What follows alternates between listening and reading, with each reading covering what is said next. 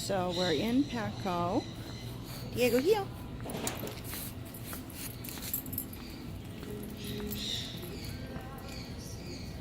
Heel and auto sit. And this is what we're doing through the aisles of Petco. Not encouraging anyone to come pet him or anything. So this has been the most, I would say, unpredictable environment where in Kittering malls there's not these, aisles where someone could walk around the corner at any moment. So I just want to get him acclimated to working in this. Good boy.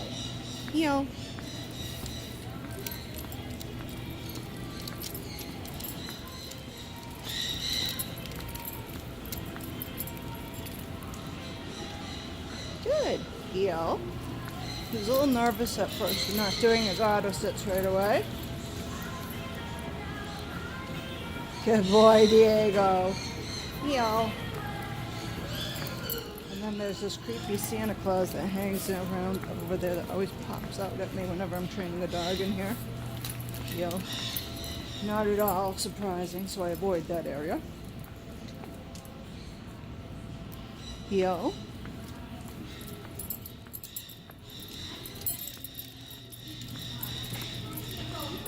It doesn't even have to be that long. Good boy. Just acclimating him to stuff. Heel.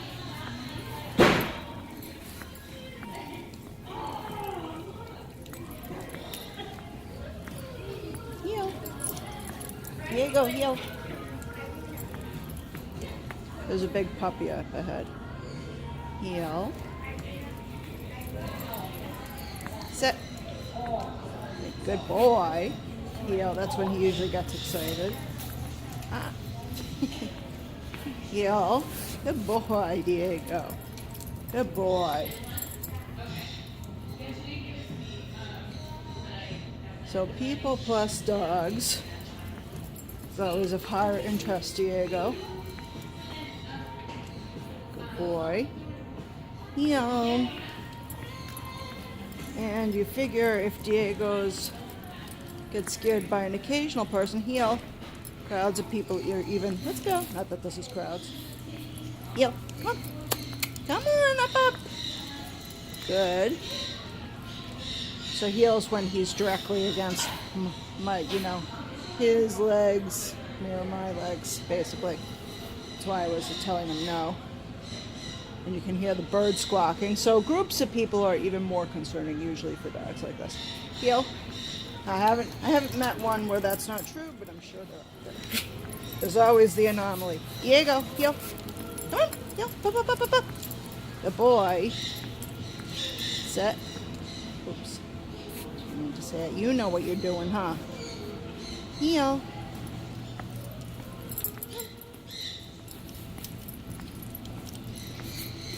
So all that stuff we were teaching in non-distractions. And now we're teaching in distractions. Now some of that time and the exercise might go back a couple steps because it's difficult for him. Like if I was going to put him in a sit-stay right now, and let's say someone was walking towards me and we weren't in an empty aisle, I might not stand here for a minute, might release him early. Especially if a clueless person was coming towards us who doesn't understand about dog training and giving someone space.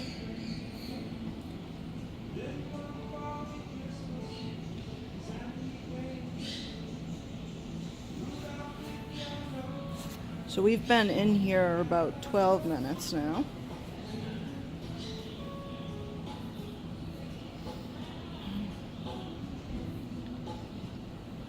Everyone's getting their Christmas puppies and bringing them in, so it tends to be a good time to train. Good boy. Okay, heel. Right up next to me, buddy. Heel. Come on. Heel. Good. I was only saying heel, so you'd know when I was giving them corrections right there. Don't say the command more than once, normally. But we're also getting used to the electronic collar. Oh, we overstepped a little. Oops. I got a correction for not sitting immediately when I stopped. Heel.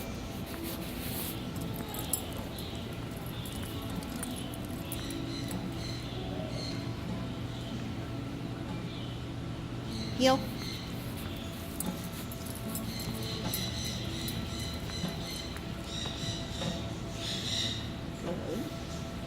Heel. So I'm always keeping my eyes out for people who are walking around, kids, other dogs. So I at least know they're around. Hey. Nope. Good boy. So I got a couple corrections there. So I at least know they're around so I can handle him accordingly. How I feel he's doing. What it is coming at me, whether I feel they're in control of their kid or their dog or themselves. Good boy, Diego. Heel. So the point is, when you're doing this, is not only to get him working, which is important, and following your directions, but also for him to come in and leave the space safely without anything horrible happening to him. Now, sometimes shit happens.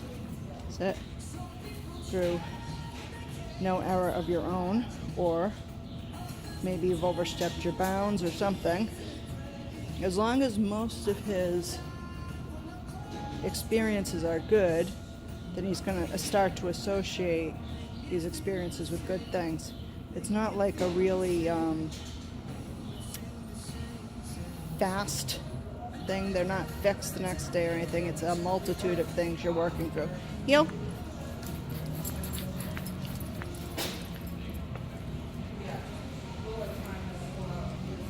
Got a correction for not sitting right away. Heel. But what you want to look for is his body language getting looser. Ah. Is clearly he's feeling comfortable enough to check out the toys, huh, Diego? Heel.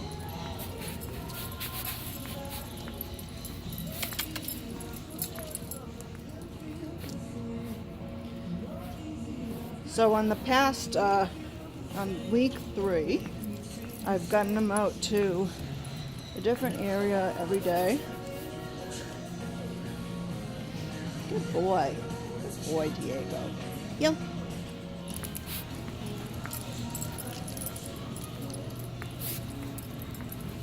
Come on.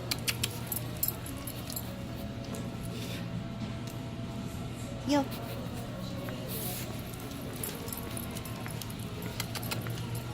So don't stop with, I know the thing is, oh, we don't need to heal him now. Yeah, you do, because this is part of what helps him make safe. We're doing something together. I'm on top of it. I'm observing him. There's some people walking by and that sort of thing. If I let him go ahead, then no one's looking out for him as far as he's concerned. And you get that kind of crawly, weird walk in front of you where he wants to drag you away in flight. He knows that so far I've been keeping him safe in this position. Heel. Good boy. Good heel. There will be times when I'm liking how he's working. I like him now. Sit. But seeing that he's been concerned before, it's too soon to break free of restraints. I'd want several more times of him being able to do this in a like or more crowded situation. Heel. Before I allow more freedom. But again, I said this, knowing that he's working with me lets him know that I'm looking out for him. Heel. You know, it's not just a free-for-all. Come on, Diego, heel. Good boy. Good heel. And so that way he feels protected. Heel. We're working. Oop. Correcting. Oh, he's on the other side. No, come on. He wants to be towards the food. No, afraid not. So those kind of signs where he's showing like interest in the environment, while naughty when he breaks a command, are also good to see. It means he's decompressing, he's relaxing a bit. Not so much suppression. A lot of times, it's not, I don't like a dog to go long-term under suppression, but obviously you don't want your dog to bite people, so there's going to be a period of time where they are truly suppressing their reactions. But you want to move, part of dog training and behavior modification is moving beyond the suppression into actual enjoyment of the environment and activities that they're doing. It doesn't, like the first day, they may friggin' hate that you pull them out in public and are working them. Heel. But then as time goes on, they begin to enjoy their little adventures with you. They feel more comfortable and are happier to work through it. Heel.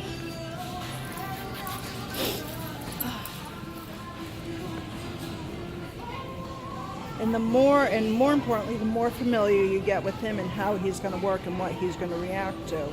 And if you bring it forward too fast, he's going to react and you're going to be too late in your response to get him back from that. That's why I'm cautious with dogs that I know have had a problem with impulse control. Because there's only so fast you're going to be, especially if you're juggling a camera, a leash, the dog, and that's why it's very important to get the training to happen before you go into a place. Heel.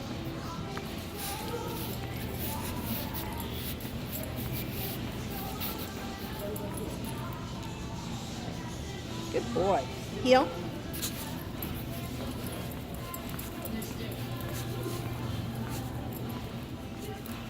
So we're walking past people in aisles. Heel.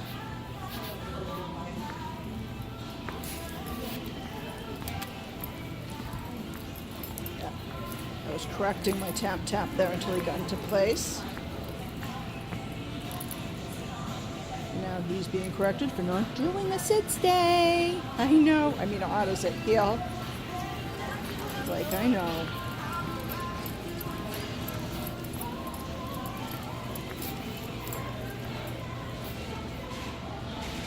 Good boy. Good boy. And by all means, tell him he's a good boy when he does well. Heel. Good heel, Diego. Good boy. Heel. So I'm looking around the corners before I go around the corner. And I'm correcting him for not being in position. Might have to go up the dial a little bit. Or maybe not. Good boy. Heel. Good boy. Good heel. No. He's trying to get to the toys. Silly thing. You're a silly thing. You're trying to get to the toys on the other side. You like those? Heel. Of course, with Diego, you need tuck toys. Good boy.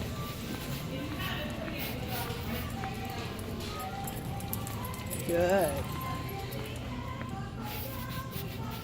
So working level on the e-collar is the minimum you need to get the dog to walk. Heel, which changes depending on your environment. Well, the more exciting the environment, good boy. Now go a little lower. Good. The higher the excitement environment, probably, with a dog in training, their adrenaline's going to go up. And when their adrenaline goes up, they don't feel the correction as much. So I also look for any signs of flinching, like I'm too high. Yep. Good boy. A child just ran by, so I had to move my video hand to my leash there.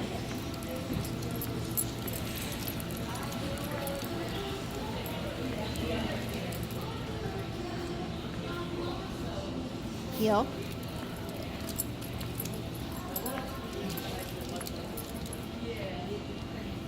So the working level can be changing all the time until you get a rhythm going. And the best thing you can do is not look at the dial, but look at how your dog is working. Good boy.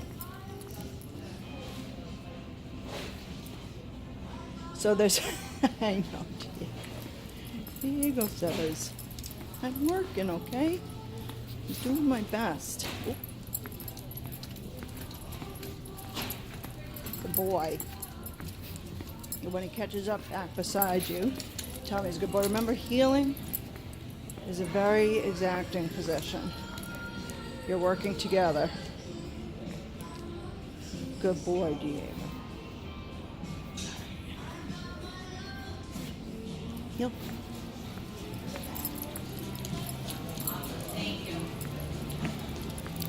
Diego, heel.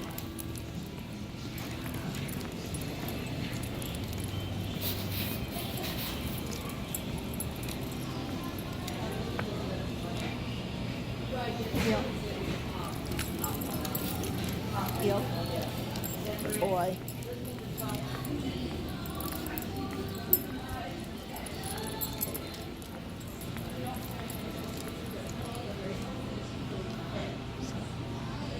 Heel.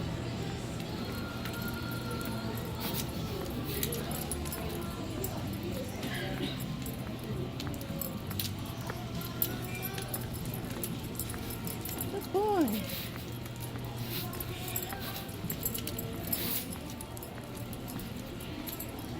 So I use the e-collar in a stroll like this rather than the manual collar because the benefit set, I mean, I could use that. You can use either one.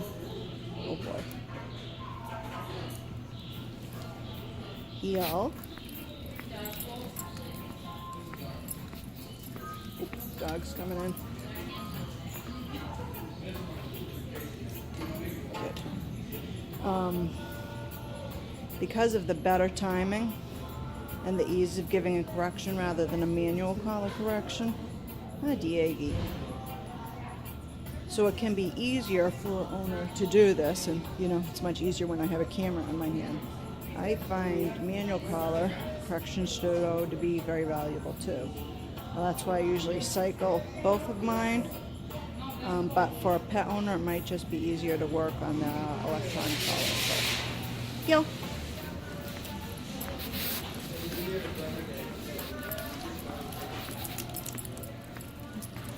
But because I train so many dogs,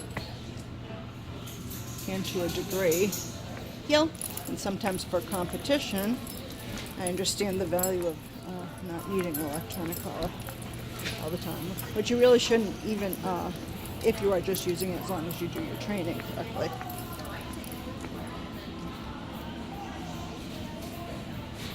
Alright. So we've been here about 26 minutes. It's probably enough for Diego, plus outside 12. And Diego's probably kind of pooped.